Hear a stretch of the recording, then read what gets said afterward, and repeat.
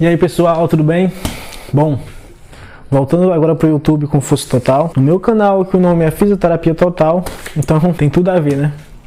Bom, me formei recentemente, agora eu sou fisioterapeuta, tenho uma carteirinha, o tal do Vem Crefito chegou, mas esse canal agora tá sendo mais para voltar realmente com garra, né? Porque a gente sabe que essa quarentena tá aí e a gente começa a colocar as cartas na mesa e realmente se perceber. Será que eu tô dando o meu máximo? Será que eu não tô? Então eu resolvi dar esse passo, que é voltar a gravar. Tanto para quem tá na faculdade, que eu sei que sofre pra caramba, inclusive nessas aulas remotas, como essa. Tanto para quem se formou e quer revisar conteúdo. No vídeo de hoje a gente vai falar sobre o quê?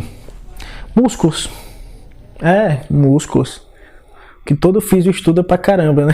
Esses músculos, que são o sistema muscular, nada mais são do que estruturas que transmitem movimento pela sua contração. Esses movimentos são dados por fibras musculares. Essas fibras, por assim dizer, são controladas pelo sistema nervoso. Tô nervoso. A moto não deixa eu gravar. Mas continuando. Essas fibras são controladas, por assim dizer, pelo nosso sistema nervoso central. Existem alguns tipos de músculos que não são controlados. Vou estar fazendo outro vídeo sobre isso também, que são os tipos de músculos. Mas hoje eu vou só focar mais na parte de classificação, de nomenclaturas, de como eles são divididos e tudo mais, tá certo? Uma curiosidade. A gente sabe que nosso corpo humano é muito feito de água, de estruturas, mas os músculos em si eles representam cerca de 50% do nosso peso corporal, então é muita coisa. Não é à toa que a gente tem cerca de 650 músculos no corpo. Dentre suas funções, os músculos não servem só para sair para academia e ficar fortão, ficar se amostrando, não. Eles têm várias funções que a gente às vezes não percebe. Dentre elas, a principal, a produção de movimento. Ou seja, andar, correr, pular, saltar, fugir do ladrão. Tudo isso são os músculos que fazem. Sem eles a gente não ficar em pé. Desse ficar em pé, a gente pode tirar também que os músculos são estabilizadores. Então, eu estou aqui sentado agora, tem uma porção de músculos que fazem eu ficar nessa posição. Tanto na posição em pé, como na sentada, por aí vai. Criatividade. Os músculos também, eles são capazes de regular, por exemplo, o volume de órgãos. Tanto no nosso sistema urinário quanto no nosso sistema digestivo, na parte fecal, eles são controlados por músculos, os esfíncteres, né? Esfíncter anal, por exemplo. Se você não tiver isso, só Deus sabe o que acontece. Tanto é que a fisioterapia urogineco tá aí para isso também, né? Para ajudar. Bom, falando de órgãos, a gente pode lembrar que os músculos são muito importantes para a regulação, por exemplo, do sistema circulatório. Porque as veias, coitadas, não tem tanta força para trazer o sangue de volta para o coração. E o músculo é o principal responsável por isso. E na produção de calor. Quando a gente está na academia, a gente tem aquela sudorese, não é à toa. Nossos músculos produzem calor. E falando de músculos, que é o tema desse vídeo, e sua classificação, eles podem ser classificados de várias maneiras. Tanto de maneira morfológica, quanto a sua posição, quanto a sua nomenclatura, quanto a sua origem e inserção. Então tem uma infinita possibilidade de classificação. A gente pode citar, por exemplo, a maneira morfológica, que a gente pode citar músculos longos, músculos curtos, músculos largos. Os longos são geralmente encontrados em membros inferiores e superiores. E eles podem passar, por exemplo, por duas ou mais articulações, tipo bíceps braquial ou reto femoral, dentre outros. E vale lembrar que geralmente quanto mais superficial o músculo é, mais longo também ele acaba sendo. Isso é uma coisa que a gente consegue notar. Os músculos curtos, eles geralmente são encontrados em articulações de baixa amplitude, como por exemplo da mão. A gente não pode subestimar esses músculos porque, apesar de pequenos, eles são fortes, tá certo? Como por exemplo os flexores dos dedos, que a gente tem pegada de monstro, então não se pode subestimar pelo tamanho. Por último, são os largos, que apesar do seu tamanho, eles são bem finos, eles têm um aspecto laminar. Eles são encontrados geralmente nas cavidades torácicas. Um exemplo claro disso é o músculo diafragma, que é um dos principais na respiração, se não o principal. A gente pode se referenciar também nos músculos também, quanto à posição. Por exemplo, os superficiais ou cutâneos. Pelo nome já fala, é um músculo perto da pele. Então, uma de suas características é que ao menos uma inserção de algum músculo desses superficiais, eles estejam inseridos na camada mais profunda da derme. Esses músculos geralmente são encontrados tanto no crânio, quanto na face, no pescoço e nas mãos também. Um exemplo claro disso, que é superficial, é o platisma, que ele se insere em toda essa região anterior do pescoço. Agora, diferentemente dos superficiais, os músculos profundos, eles não se inserem em nenhuma camada da derme.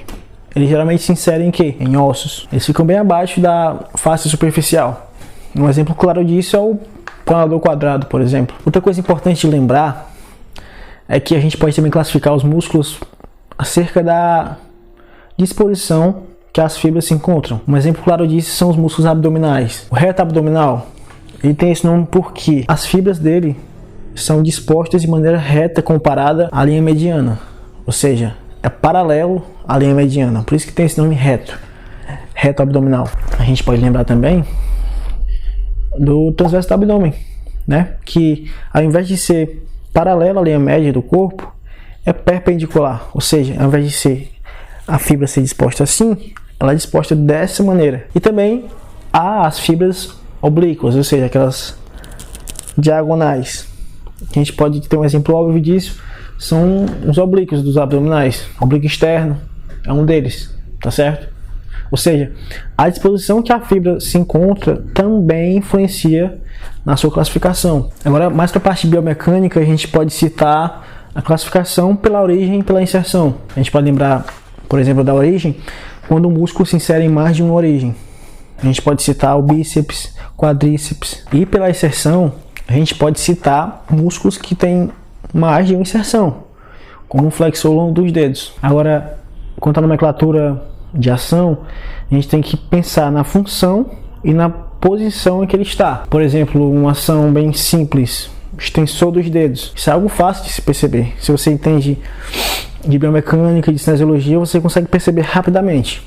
Inclusive, a gente vai fazer alguns vídeos no canal sobre cinesiologia e biomecânica, tá bem? Para ficar bem esclarecedor esse conteúdo. A gente também acha músculos que são relacionados tanto à sua ação, tanto também quanto à sua forma. Por exemplo, quadrado lombar, tem planador redondo.